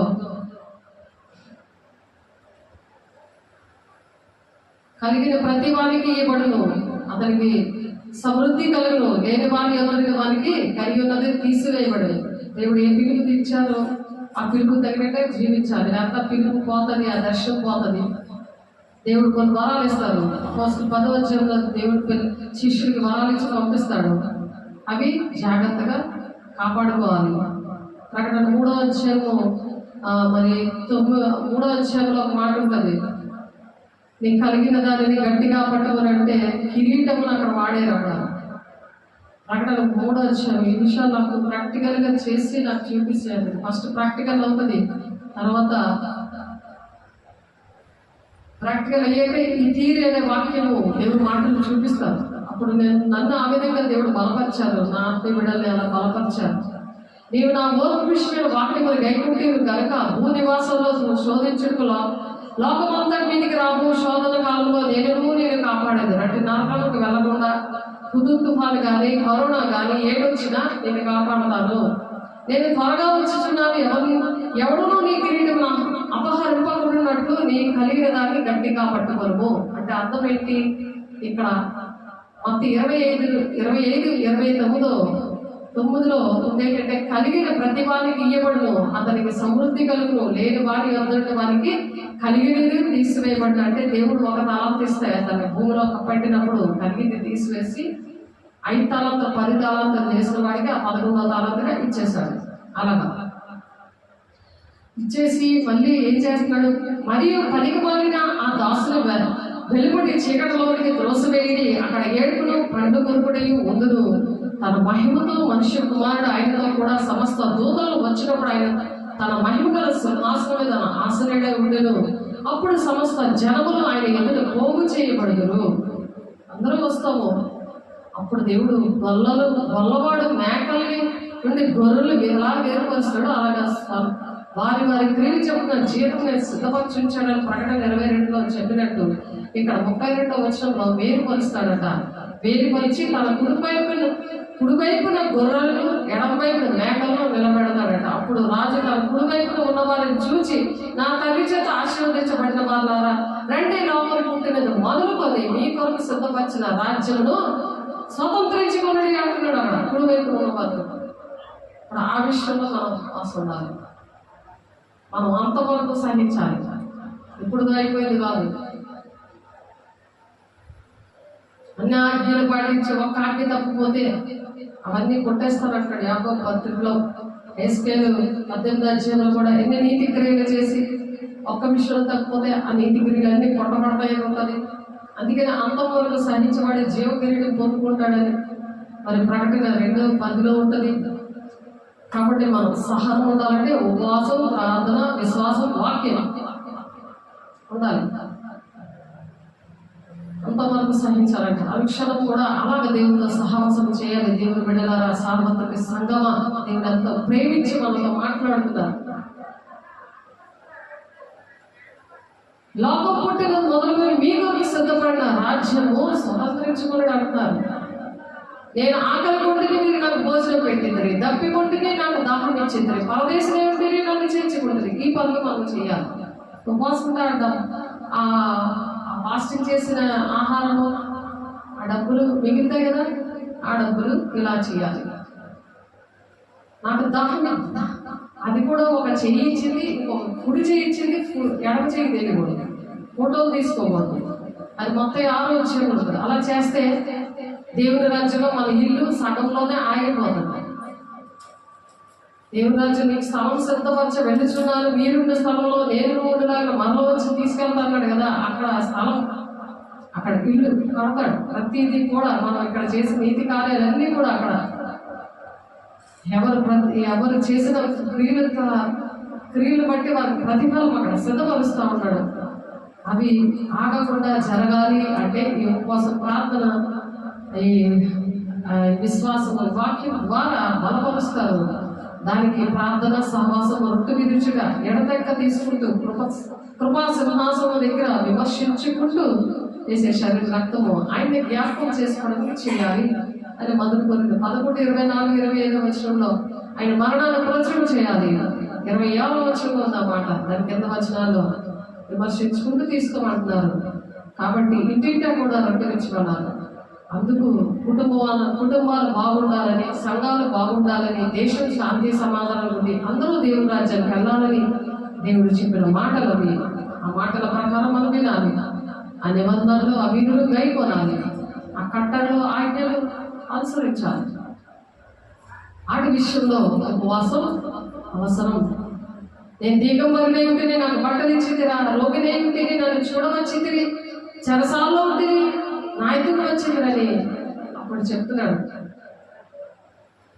ఆ గొర్రెలు చూసి, గొర్రెలు కుడి పక్కన వారు చూసి, అందుకు నీతిమంతులు, ప్రభువా ఇప్పుడు నీవు ఆకలి, ఎప్పుడు నీవు ఆకలిగా ఉంటివి చూచి నీకు ఆహారం ఇచ్చిందివి, నీవు దప్పుకొని ఉండుట చూచి ఎప్పుడు దాహం ఇచ్చిందివి, ఎప్పుడు పరదేశమై ఉండుట చూచి నేను చేర్చుకుంటేవి, దిగంబరమై ఉండుట చూచి బట్టలు ఇచ్చిందివి, ఎప్పుడు రోగిమై ఉండుట చూచి చెరసాల్లో రోగిగా ఉంటే అయినను, చెరసాల్లో ఉంటే అయినను చూచి నీ వద్దకు వచ్చింది అని ఆయన అడిగాను. అందుకు రాజు, మిక్కిలి అల్పులైన ఈ నా సహోదరులో ఒకరికి మీరు చేసింది కనుక నాకు చేసిదని నిత్యంగా మీతో చెప్పుచున్నానని మారుతూ చెప్పినటువంటి కార్యాలు మరి 40 రోజుల్లో అలాంటి తీర్మానం వేసుకోవాలి. ఉపవాసాలు ఉండడమే కాదు, అలా ఉండాలి. అప్పుడు ఆయన ఎడమవైపు ఉన్న వారిని చూచి శపించబడిన వారలారా, నన్ను విడిచి అపవాదికి వారి దూతలకు సిద్ధపరిచిన నిత్యాగ్నిలోనికి పోవుడి అని చెప్పారు. అటువంటి పరిస్థితులు మన ద్వారా జరుగుతున్నాయేమో అని వాక్యం అందుకు చదవాలి. అవి చేయలేకపోతున్నామేమో, అందుకని మోకరిస్తే దేవుడు యోహాను 14:16 ప్రకారం పరిశుద్ధాత్మతో నింపుతారు. అప్పుడు మనము తండ్రి చిత్తం నెరవేర్చడమే ఆహారమే ఉంటుంది. అప్పుడు ప్రతి ఒక్కరిని కూడా మనము అలాగా దేవుని మాటలు విని ఆయన మాటలు వినడానికే ఉపవాసం ఉండగలం. మనుషులు చూడకుండా దేవుని చూసి మనం ఆయన పోలి నడవగలము. ఆయన కన్నా గొప్ప కార్యాలు చేస్తారని మరి యోహాను 14:12 చెప్పినట్టుగా చేయగలము. అలా అలాగా మనం మార్పు చెందాలని దేవుని అడగాలి. అంతేగాని అవసరాల కోసం ఉపవాసం ఉంటున్నారు, మొక్కుబడి చేసుకున్నట్టుగా మొక్కుబడి ప్రార్థనలు, మొక్కుబడి ఉపవాసాలు నామకార్థంగా అలా చేయకూడదు. చేస్తే ఏమీ జరగవు కాదు కదా, ఇంకా నష్టమే జరుగుతుంది. అవి నేను చేసి నష్టపోయి ఆయన సాక్షిగా దేవుడు మీ ఎదురుగుండా నిలబెట్టున్నారు. అలా మరి మోషే గారు కూడా తండ్రి చిత్తాన్ని నెరవేర్చడానికి నోటి మాంద్యం కలిగిన ఆయన కూడా 3 సార్లు 40 రోజులు ఉపవాసం చేశాడు. ఆయన అప్పుడే మరి 10 ఆజ్ఞలు రాసి ఇచ్చారు. అలాగే ఏలియా గారు చేశారు, మరి ఎలీషా గారు చేశారు. అలాగే మరి నినివే ప్రజల కోసం నినివే ప్రజలు చేశారు 40 రోజులు ఉపవాసం.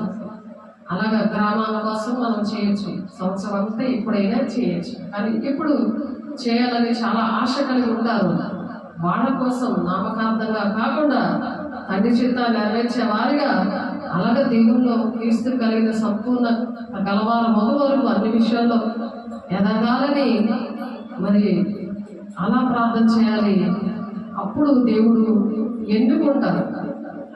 దేవుడు మనిషిని ఎన్నుకుంటాడు, పిలుచుకుంటాడు. దేవుడే నిర్ణయించుకుంటాడు. ఆయన నిర్ణయించకపోతే నేను ఇక్కడ ఉన్నాను, కానీ నేనైతే ఊహించలేదు, ఏ రోజు అనుకోలేదు నా కుటుంబాన్ని విడిచిపెట్టి వైజాగ్ నుండి విజయనగరం వచ్చి ఇక్కడ సెటిల్ అయ్యి ఇక్కడ దేవుడు పరిచయం నేను అలా నన్ను క్రీస్తునే పంట మీద నన్ను స్థిరపరుస్తాడని నేనైతే అనుకోలేదు.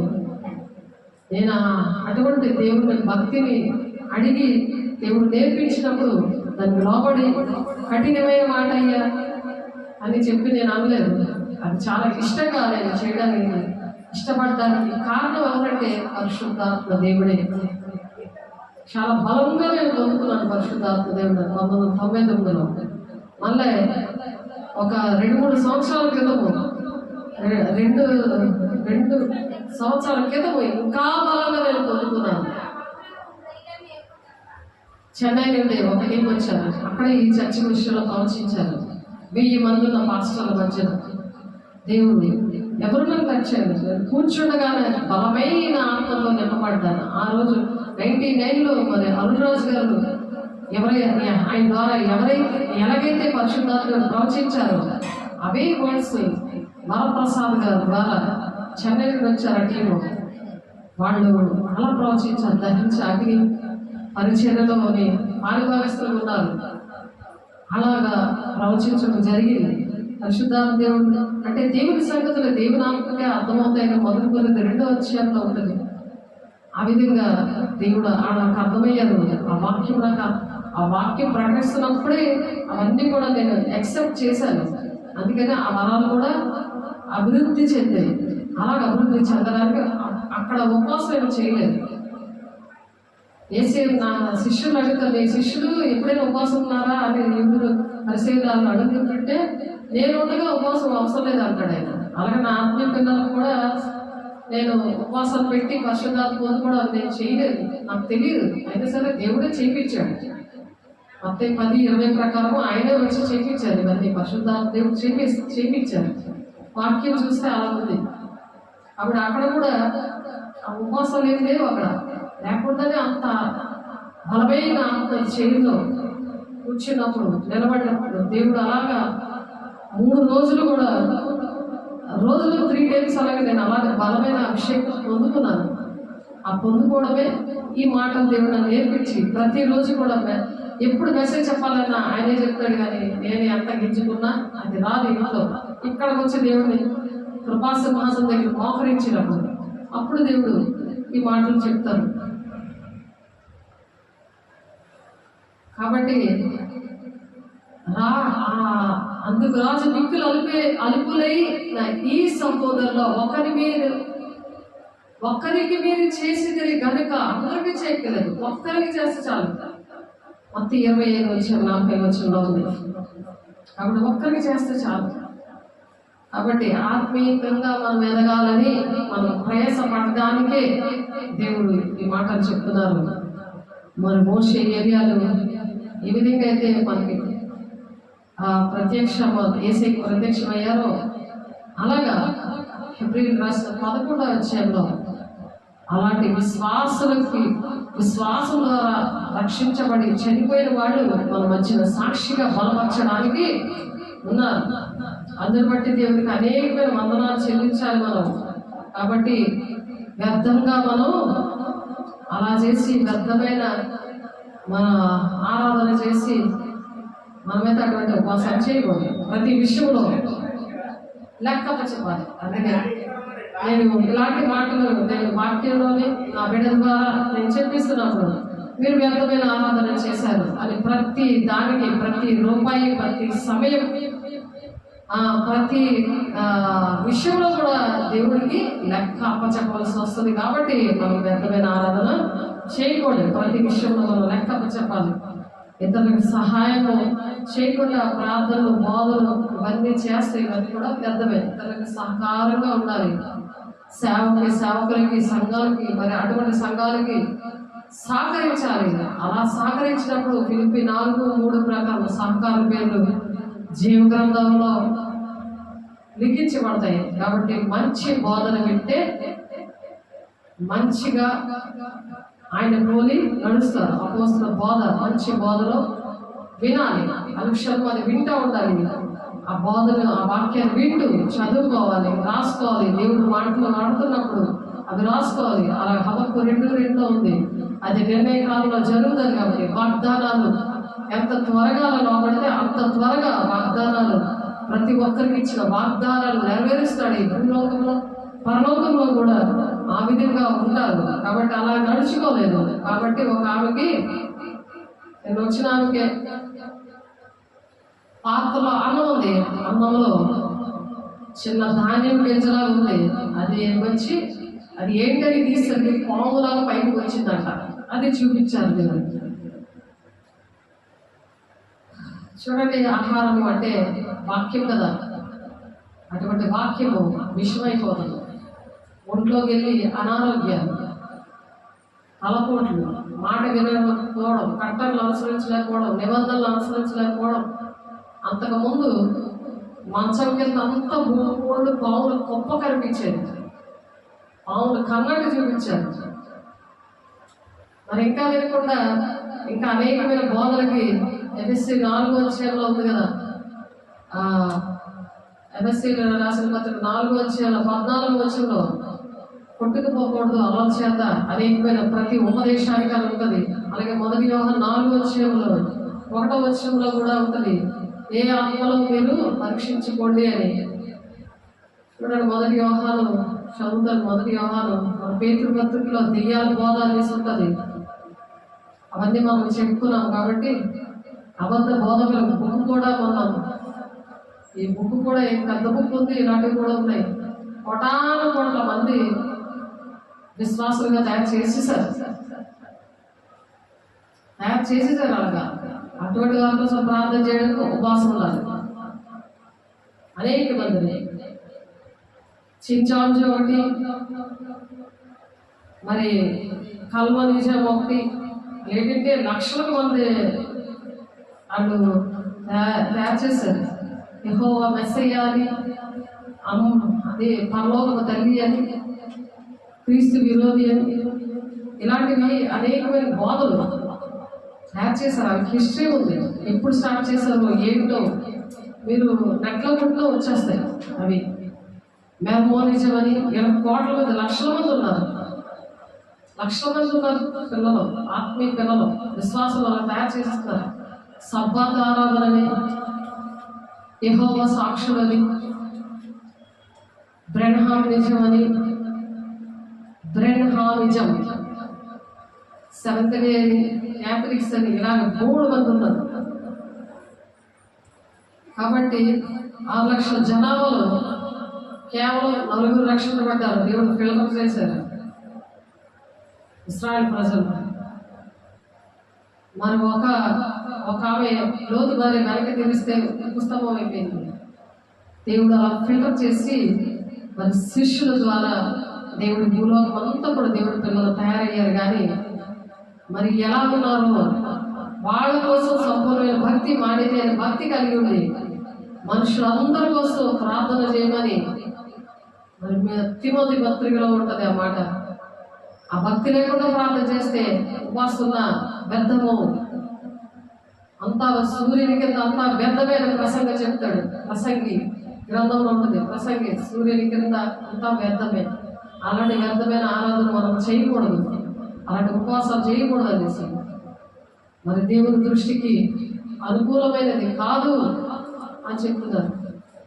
కాబట్టి 1 తిమోతి 2వ అధ్యాయం 1-2 వచనంలో మనం సంపూర్ణమైన భక్తి, మానితేనే భక్తి కలిగి నెమ్మది కాదు, సుఖము కాదు మనం బ్రతకాలి అంటే అన్నిటికంటే ముఖ్యంగా మనుషులందరి కోసం ప్రార్థన చేయాలి. రాజుల కొరకు, అధికారులందరి కొరకు విజ్ఞాపనలు, ప్రార్థనలు, యాచనలు, కృతజ్ఞతాస్తుతులు చేయవాలని హెచ్చరించుచున్నాను. ఇది మంచిది, మన రక్షకుడు దేవుని దృష్టికి అనుకూలమైనది ఉన్నదట. ఆయనకి అనుకూలమైనది చేయాలి. కానీ మనకి ఇష్టం వచ్చి నడిస్తే మార్గాలు ఎప్పటికీ సరళంగా ఉందని సామెతలు 3:5-6 వచనాలు ఉంది. కాబట్టి ఈ మాట దేవుడు దీవించును గాక. ప్రార్థన చేసుకున్నాం. పరిశుద్ధుడా, ప్రేమ గల దేవా, అభిషక్తుడా, నాయన ఎన్నో మాటలు మాతో నేను మాట్లాడారయ్యా. అటు విధంగా మేము నడవడానికి సహాయం దయచేయండి. మా సంఘ బిడ్డలు, మరి మా ఊరు, దేశము, నా తండ్రి నాయన అయ్యా, ప్రతి ఒక్కరిని నాయన మీరు జ్ఞాపకం చేసుకోండి, దర్శించండి, మాట్లాడండి. ఆన్లైన్లో ఉన్న బిడ్డలు, ఆఫ్లైన్లో ఉన్న బిడ్డల్ని ఆశీర్వదించి దీవించి నాకు నిరంతరంగా ఫలవంతంగా వాక్యాలు మీరు ఫలింపు దయచేస్తున్నారు. మీకే కోట్లాది వందనాలు చెల్లిస్తుంది. సాక్షిగా నిలబెట్టుకున్నది. శిష్యులుగా తయారైపోయి మరి అనేకమైన శిష్యులు తయారు చేయడానికి ఎవరైతే ఇష్టపడుతున్నారో వారి మీద ఆత్మను కుమ్మరిస్తున్నారు. మీకే వందనాలు, స్తోత్రాలు చెల్లిస్తూ ఆటంకపరుస్తున్న ప్రతి దురాత్మ శక్తులను యేసునామములో లయమైపోవాలిగా ప్రతి ఒక్కరిలో కూడా అయ్యా, ప్రతి ఒక్కరు మతం, కులం భేదం లేకుండా ప్రతి ఒక్కరి మీద నీ ఆత్మను కుమ్మరిస్తానని అయ్యా నా తండ్రి అపోస్తలుల గారు 10వ అధ్యాయం 44వ వచనంలో అయ్యా మా పరిచయంలో మీరు చేశారు ప్రభా. అట్టి కృప ప్రతి ఒక్కరికి మీరు అనుగ్రహిస్తున్నందుకు, విధేయత చూపిస్తున్నందుకు నాయన నీ దగ్గర నాయన ప్రతిదీ దిద్దుబాటు చేసుకోవడానికి యోహాను 16:8 ప్రకారం నేను దీవిస్తున్నందుకు, కొరతలేని ఆత్మతో మమ్మల్ని ఆశీర్వదించి పంపిస్తున్నందుకు వందనాలు, స్తోత్రాలు చెల్లిస్తూ యేసయ్య పరిశుద్ధ నామములో బ్రతిమలాడి వేడుకుంటున్నాము తండ్రి. ఆమేన్. తండ్రి యొక్క దివ్య కుమారి కృప, పరిశుద్ధాత్మ నిత్య సహవాసము, సకలోక పరిశుద్ధులకి విధేయత చూపించిన ప్రతి ఒక్క బిడ్డకి సమాధానము, సంతోషము, సదాకాలము తోడేని నడిపించుగాక. ఆమేన్. దేవునికి వందనాలు. మీ అందరినీ దేవుడు దీవించుగాక. God bless you. ఆమేన్.